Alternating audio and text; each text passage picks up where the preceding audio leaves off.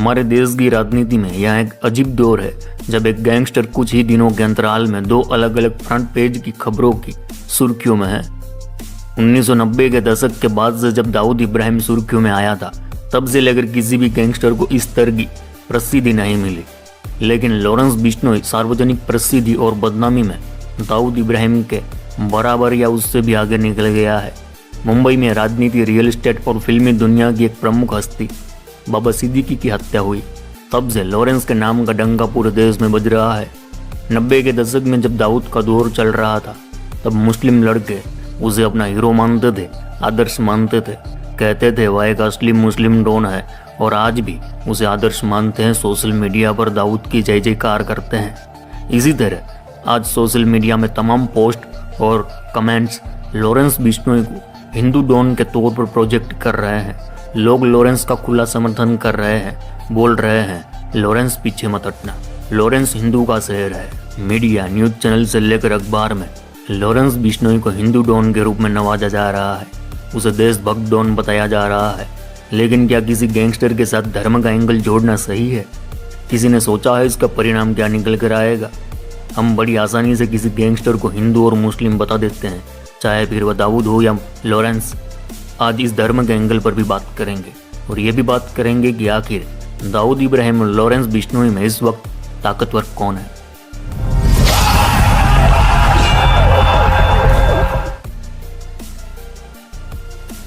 Cam छो मजामा रे मामा। दाऊद इब्राहिम और लॉरेंस बिश्नोई पर हमने कुछ महीने पहले एक वीडियो बनाया था, उसमें दोनों के बीच प्रॉपर कंपैरिजन की गई है, तो पहले उस वीडियो को देखना होगा। इसके बाद हिंदू और मुस्लिम डॉन के टॉपिक पर बात करेंगे, तो पहले इस वीडियो को यहाँ प्ले कर रहे हैं, उसे देख लीजिए।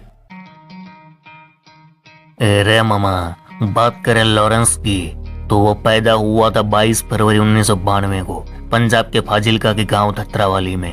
बापू लविंदर सिंह सूबे में एक रईस किसान है और आज भी किसानी करते हैं। वहीं दाऊद इब्राहिम पैदा हुआ था 26 दिसंबर 1955 को महाराष्ट्र के खेड़ में एक कोंकणी मुस्लिम परिवार में। बापू इब्राहिम खासकर मुंबई पुलिस में हेड कांस्टेबल थे। लॉरेंस बिश्नोई जब कॉलेज में था, तब वहां पढ़ने वाले खिलाड़ियों और पुलिस वालों के छोकरे लोग को एकजुट कर छोटा मोटा गैंग बनाया। अप्रैल 2010 में पहली बार लॉरेंस बिश्नोई के खिलाफ एफआईआर दर्ज हुई थी। उसके बाद एक घर में घुसने को लेकर दूसरी एफआईआर, और फरवरी 2011 में मारपीट और गन फायरिंग के मामले में तीसरी एफआईआर दर्ज हुई थी। ये सारे केस छात्र राजनीति को लेकर थे। वहीं दाऊद की बात करें तो उसका परिवार डोंगरी के जतगांव इलाके में रहता था, जहां दाऊद अहमद सेलर हाई स्कूल में पढ़ रहा था। और इसी पढ़ाई के दौरान उसने छोटी मोटी घटना को अंजाम देना शुरू कर दिया था। जब तक वह 15-16 साल का हुआ, तब तक उसने धोखाधड़ी, चोरी और डकैती की घटना को अंजाम तक पहुंचाना शुरू कर दिया था। आखिरकार वह स्थानीय गैंगस्टर और डॉन बासु दादा के गिरोह में शामिल हो गया, जो स्थानीय संगठित अपराध सिंडिकेट का हिस्सा था। 70 के दशक के अंत में वह उस गिरोह से अलग हो गया और अपने भाइयों के साथ मिलकर खुद का गैंग बनाया। इसी बीच उसके ऊपर कहीं एफआईआर दर्ज हुई थी। लॉरेंस की बात करें तो वह साल 2010 में पहली बार जेल गया था। वहीं दाऊद इब्राहिम 70 के दशक के शुरुआती दिनों में पहली बार आर्थर रोड जेल में बंद हुआ था। रे मामा, एक वक्त था जब पूरे पंजाब में सुक्खा कालों का दौर चलता था। तब जग्गू भगवानपुरिया सुक्खा कालों का साथी हुआ करता था। उसी दौर में लॉरेंस बिश्नोई सुक्खा की गैंग में नया नया आया हुआ था और यहाँ उसकी मुलाकात होती है जग्गू भगवानपुरिया से। फिर जग्गू ने लॉरेंस को अपराध का सारा काखा समझाया और जग्गू भगवानपुरिया बन गया लॉरेंस बिश्नोई का गुरु। वहीं दाऊद की बात करें तो दाऊद इब्राहिम कदकाठी से बहुत ही छोटा था, पर उसके अंदर गजब का डेयरिंग। और उसी दौर में खालिद पहलवान करके एक शख्स दाऊद की जिंदगी में आया। खालिद था एक पहलवान, वहीं एक बड़ा स्मगलर भी था। खालिद पहलवान ने दाऊद को समझाया कि अगर पावरफुल बनना है, ताकतवर बनना है, तो पैसा जरूरी है, और स्मगलिंग के धंधे में बोरा भर भर के पैसा है। वहीं खालिद एक पहलवान भी था, उसने दाऊद को सेल्फ डिफेंस के सारे गुर सिखाए और इस तरह खालिद पहलवान को दाऊद ने अपना गुरु माना।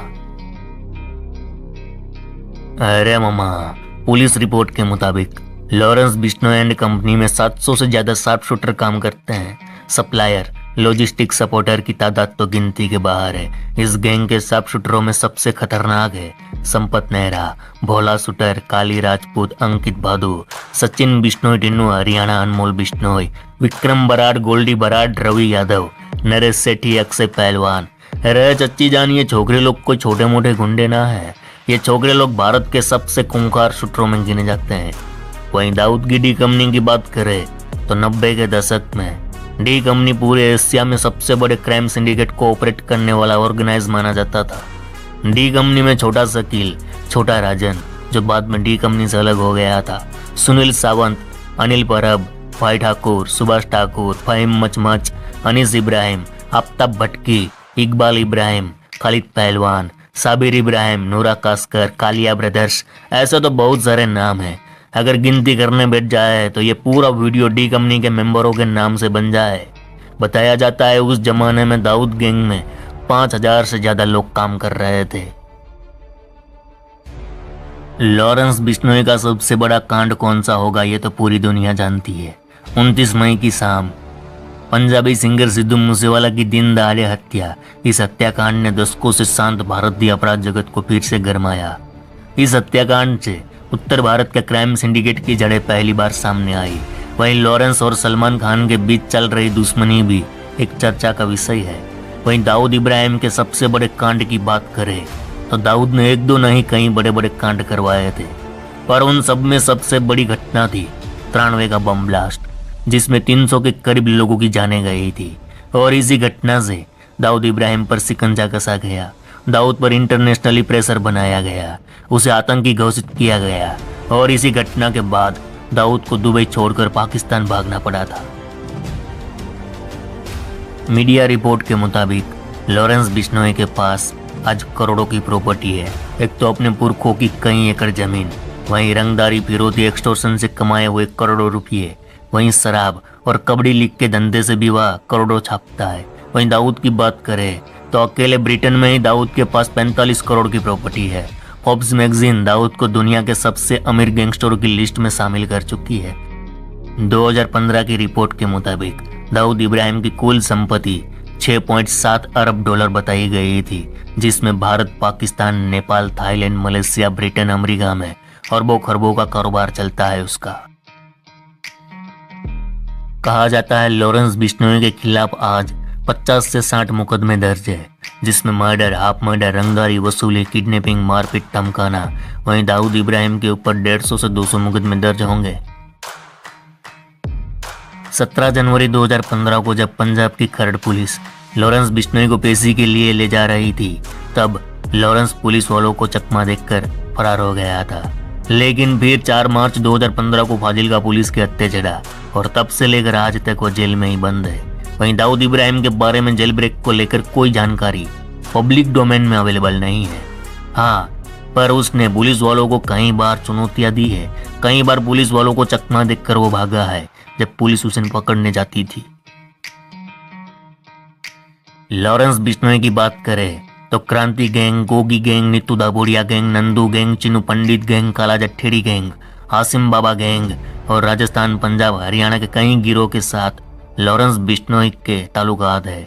वहीं दाऊद इब्राहिम की बात करें तो डी कंपनी के ताल्लुकात भाई ठाकुर गैंग, पाकिस्तान की खुफिया एजेंसी ISI, पाकिस्तान की लियारी गैंग और मुंबई की कई लोकल गैंग के साथ डी कंपनी के ताल्लुकात थे और आज भी है।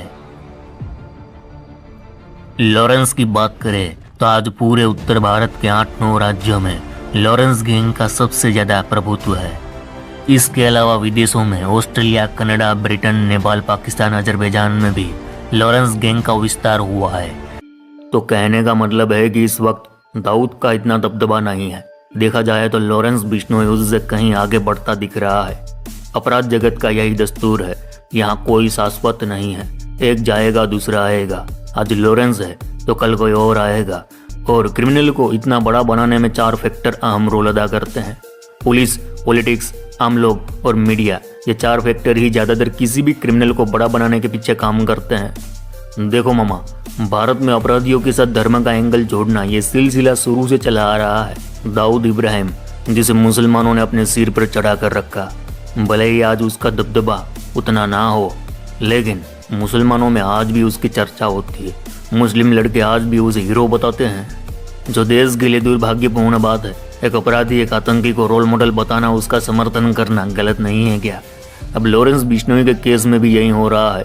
हिंदू कह रहे हैं लॉरेंस बिश्नोई एक हिंदू डॉन है और उसका खुला समर्थन भी करते हैं। बता दें कि यहाँ सभी हिंदू और सभी मुसलमानों की बात नहीं हो रही, लेकिन कुछ लोग जो अपराधियों को धर्म से जोड़ने में लगे हैं उनकी बात कर रहे हैं। तो इस वीडियो का कोई गलत मतलब ना निकाला जाए। इस वक्त सोशल मीडिया पर जो चल रहा है उस पर गंभीरता से खुलकर बात करना बेहद जरूरी बनता है, इसलिए हमें यह वीडियो बनाना पड़ा। आपने कभी सोचा है लॉरेंस बिश्नोई भी किसी का बेटा है, किसी का भाई है, उसके परिवार ने भी लॉरेंस को लेकर कुछ सपने सजाए होंगे। ये पूरा प्रकरण देखकर उसका परिवार भी दुखी होगा, लेकिन किसी को किसी के इमोशन से क्या फर्क पड़ता है? और फर्क क्यों पड़े? उनके बच्चे तो IIT में दाखिला लेना चाहते हैं, किसी का बच्चा IAS IPS बनना चाहता है, दूसरे का बच्चा बर्बाद हो उन पर क्या जोर पड़ेगा? वे तो बस भारत में एक हिंदू डॉन और एक मुस्लिम डॉन को देखना चाहते हैं। सोशल मीडिया पर नफरती माहौल बनाया जा रहा है, जबकि लॉरेंस बिश्नोई खुद अपने इंटरव्यू में कह चुका है कि उसे ना राजनीति में आना है, ना ही किसी गरीब पर अत्याचार करना है, लेकिन सोशल मीडिया उसे जबरदस्ती हिंदू डॉन बनाने में लगी है। सुधर जाओ मेरे भाइयों, धर्म और अपराध को एक साथ जोड़ना बंद कर दो। जिसने धर्म के साथ अपराध को जोड़ा है उनका विनाश हुआ है। इतिहास उठाकर देख लो, इराक, ईरान, पाकिस्तान, सीरिया, फिलिस्तीन, हमास इसके जीते जागते उदाहरण है। तुम लोग भारत में ये गलती मत करो। भारत को हमें कहीं ऊंचाइयों पर ले जाना है, ना कि अपराध करके, बल्कि मेहनत करके आगे बढ़ना है। तुम लोग